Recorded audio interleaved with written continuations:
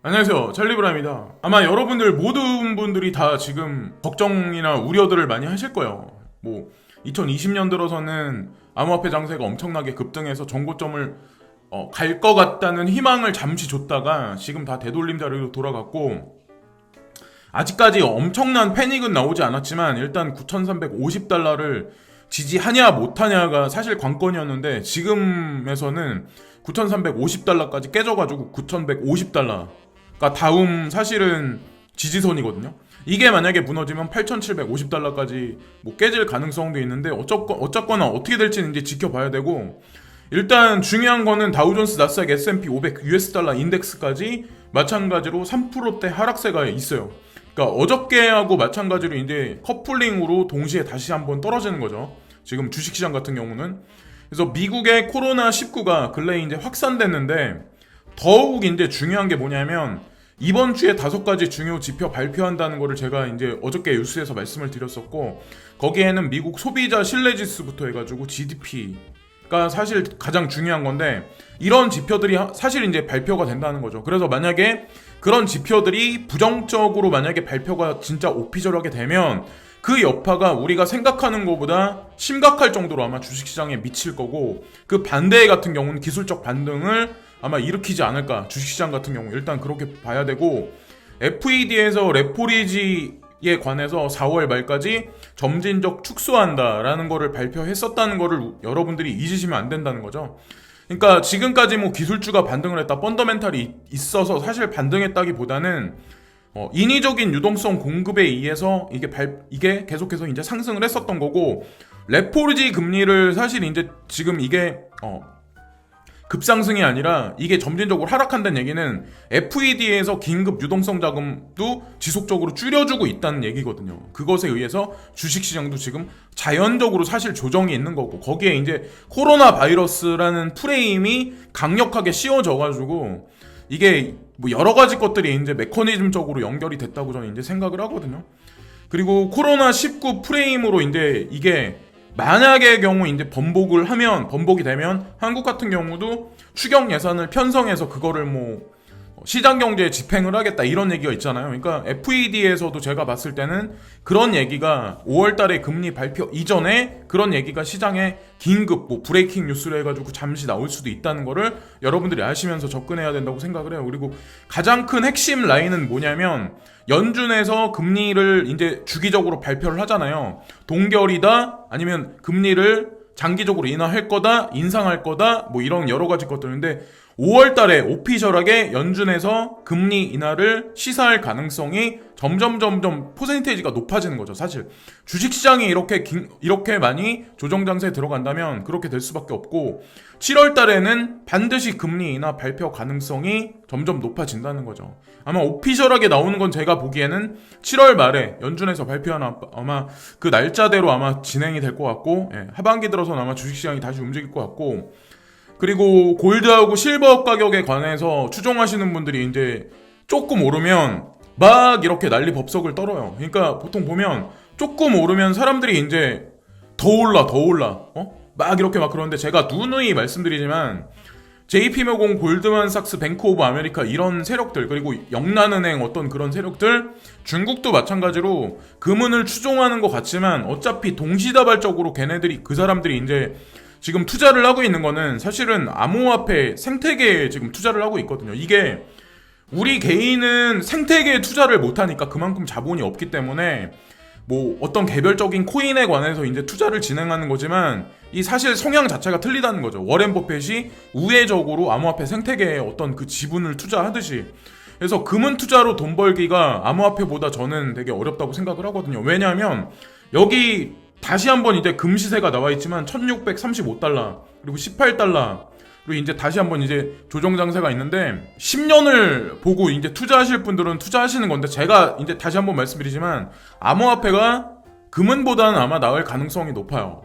그거는 이제 나중에 피부적으로 내가 만약에 금은 투자를 15년 이상 한번 해보시면 그걸 아마 나중에 깨달으실 것 같고, 그리고 이거는 더 이코노미스트라고 이게 그 매거진이죠. 근데 여기 보면은 이 뉴스가 나온 게 2월 21일 날, 그러니까 미국 시간으로 2월 21일 날 이 잡지가 나왔는데, 여기 그 표지에 보시면 아시겠지만 커다란 어떤 그 기술주들이 그 2 트릴리언 달러의 불런을 시작할 거다. 근데 되게 웃긴 건 이 2월 21일 날 며칠 후부터 지금 미국 주식시장이 폭락 장세가 있잖아요. 그 얘기인 즉슨 미디어가 누구 편이라는 거죠. 여기 보면은 뭐 구글이 있고 애플이 있고 뭐 페이스북이 있고 아마존이 있고 계속해서 작년 9월 달부터 지금까지 연일 그냥 상승 랠리를 펼쳤는데 미디어에서 이런 식으로 다루면 대중들은 또 다시 이런 어떤 잡지를 보고 또 뛰어들 거 아니야.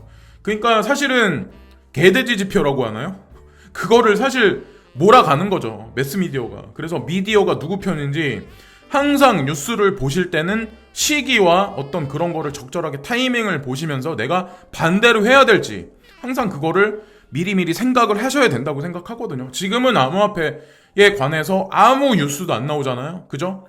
막 사람들이 광기 어리게 막 하고 막 커뮤니티 뉴스에 막 이런저런 뭐 암호화폐 뭐 $10,000가 갔네 뭐 이런 얘기조차도 없잖아요. 그러니까 사실은 지금 어떻게 보면 점진적 분할 매수로서 나쁘지 않다고 저는 봐야 된다고 생각하거든요. 물론 $8,200까지 떨어질 가능성도 분명히 있는 건 사실이에요. 그렇기 때문에 한 번에 대량의 매수하는 거는 바보짓이라고 이제 전 생각을 하고, 한국세금정책협회에서 암호화폐에 대한 2단계 세금 제한, 코인텔레그래프의 뉴스가 나왔어요. 그래서 이걸 보시면 비즈니스 코리아 보고서에 따르면 한국 세무 전문가들은 시민들에게 양도소득세를 부과하기 전에 한국 정부가 암호화폐 이익에 대해 낮은 수준의 거래세를 적용하도록 권고했다.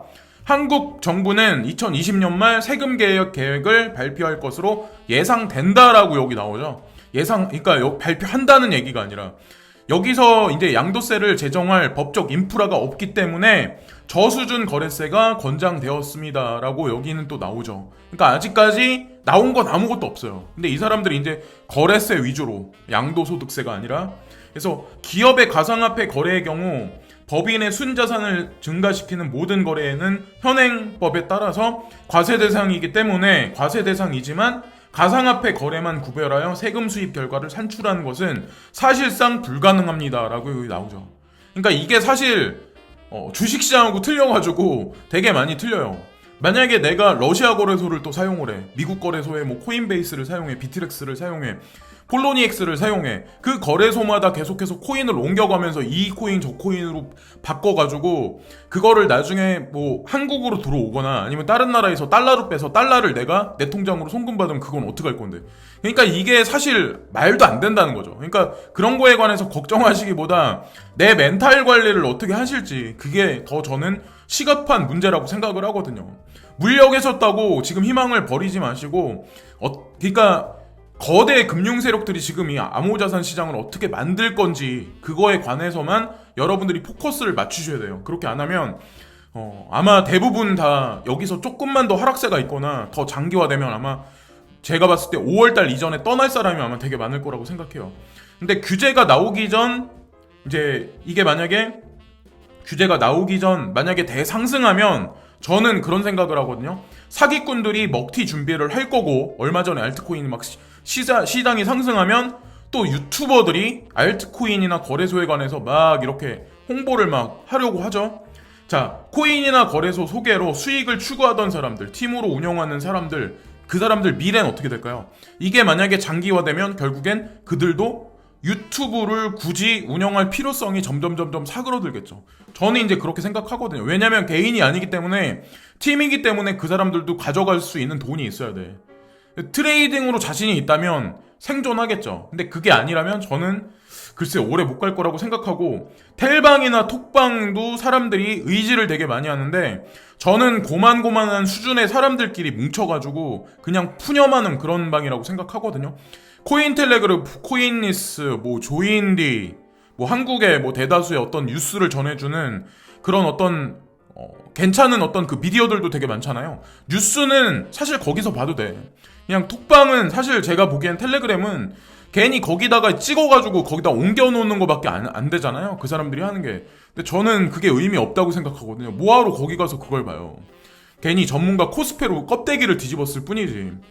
그리고 비트코인 시세 같은 경우는 주요 원래 저항선이, 원래 지지노선이 $9,400였는데 이게 깨졌죠. $9,350를 바라보는 사람들이 이제 상당히 많았었는데 제가 방송 녹음하기 전에 이제 밥 먹고 오니까 9,350달러가 깨졌더라고요. 그래서 이게 깨지면 사실상 이제 9,000달러 초반대까지 일단 150달러까지 보셨다가 8,750달러 그 이후에 가장 강력한 지지 노선이 될 부분이 아마 8,750달러가 되지 않을까. 막 그것마저 만약에 실제로 진짜 시간을 두고 무너진다면 8,200달러까지 열려 있다는 거를 보시면서 접근하셔야 되고, 이게 추매는 되게 신중하셔야 된다는 그런 말씀을 드리려고 하는 거예요. 그리고 미국 증권거래위원회, 이제 정부 사이트죠. 미국 정부 코인 인베스트먼트 트러스트, 이게 그레이스케일 자산운용사 DCG 그룹하고 관련돼 있는 문서인데 여기 미국 증권거래위원회 사이트에 올려 있는 거거든요. 만났었다. 그래서 이거를 자료를 만들었다. 이 얘기가 이제 그레이스케일 자산운용사에서 이 얘기를 하거든요. 그러니까 날짜가 2017년 7월 7일 날 이게 나왔어요. 그래서 100% 안전을 추구하면서 고수익을 원한다. 시세가 하락하면 대부분의 확신도 사라진다. 이게 우리 같은 일반적인 대중들의 심리잖아요. 그러니까 저는 그래서 저도 마찬가지로 일반적인 풍이 부는 앞에 촛불과도 같은 어떤 그런 멘탈일 수도 있기 때문에 이런 거를 보고 저도 나름의 확신을 가지려고 찾아보고 하는 거예요. 자, 그래서 어쨌건 이거를 보시면서 멘탈 유지를 잘 하셔야 되는데, 여기 보시면 그 그레이스케일 자산운용사의 부모가 되는 디지털 커런시 그룹에 관해서 일단 또 나와 있어요.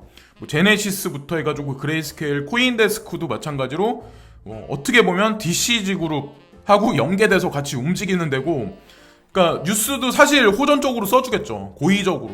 저는 코인텔레그래프도 마찬가지로 어떤 이익 집단 그 발 아래에 있는 어떤 그런 미디어라고 생각을 하거든요.